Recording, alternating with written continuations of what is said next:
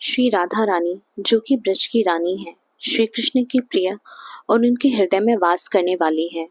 हर भक्त के मन में बसने वाली श्री राधा रानी, जिनके बारे में बहुत सी बातें हैं जो लोग बहुत कम जानते हैं और जानने के लिए हमेशा उत्सुक रहते हैं।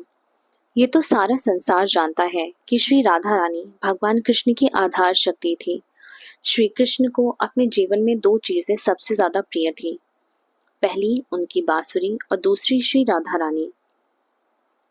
ऐसा कहते हैं कि श्री कृष्ण की बांसुरी से मधुर संगीत तब तक नहीं निकलता था जब तक स्वयं श्री राधा बांसुरी को अपने होठों से छू ना ले।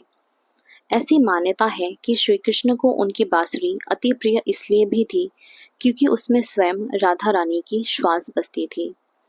यही कारण है कि श्री कृष्ण अपनी बांसुरी को सदैव अपने पास ही रखते थे। कथाओं के अनुसार अधर्म के नाश और धर्म की स्थापना के लिए श्री कृष्ण वृंदावन छोड़ मथुरा चले गए। उनके जाने के बाद राधा रानी उनके विरह में उनकी भक्ति करते हुए अपना समय बिताने लगी।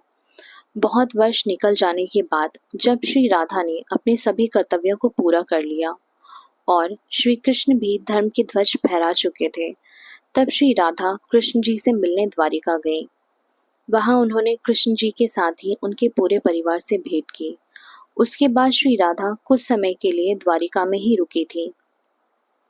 कुछ समय द्वारिका में रहने के बाद राधा जी ने द्वारिका के पास एक वन में निवास करने लगी और श्री कृष्ण की भक्ति में लीन हो गई। वे उस वन में अकेले रहकर प्रतिपल श्री कृष्ण का नाम जाप कर अपने अंत समय की प्रतीक्षा करने लगी। आखिरकार जब वह समय आया, तब श्री कृष्ण ने राधा जी को दर्शन दिए।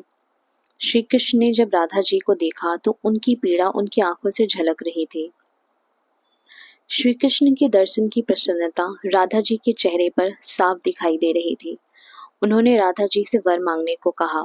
तब उन्होंने बस यही इच्छा जताई कि वे एक अंतिम बार श्री कृष्ण की बांसुरी सुनना चाहती हैं। श्री कृष्ण ने राधा जी के लिए बांसुरी बजाना शुरू की और वे दिन रात बांसुरी बजाते रहे और तब तक बजाते रहे जब तक राधा रानी कृष्ण में ही विलीन नहीं हो गई। उनकी बांसुरी सुनते सुनते राधा रानी ने अपने मानव शरीर का त्याग कर दिया और गोलोक जा पहुंची, जो कि श्री कृष्ण और राधा रानी का धाम था। वे अपने धाम पहुंचकर श्री कृष्ण की प्रतीक्षा करने लगी। ऐसा कहते हैं कि जब श्री राधा रानी पृथ्वी का त्याग कर अपने दिव्य रूप में गोलोक धाम चली गई, तब श्री कृष्ण ने उसी जगह पर अपनी बांसुरी तोड़ दी और उसके टुकड़े कर कर फेंक दिए। इसके बाद श्री कृष्ण जब तक पृथ्वी पर रहे, उन्होंने दोबारा कभी बांसुरी नहीं बजाई। अगर आपको ये कहानी अच्छी लगी हो तो प्लीज़ वीडियो को लाइक करें और मेरे चैनल को सब्सक्राइब करें। Thank you for watching.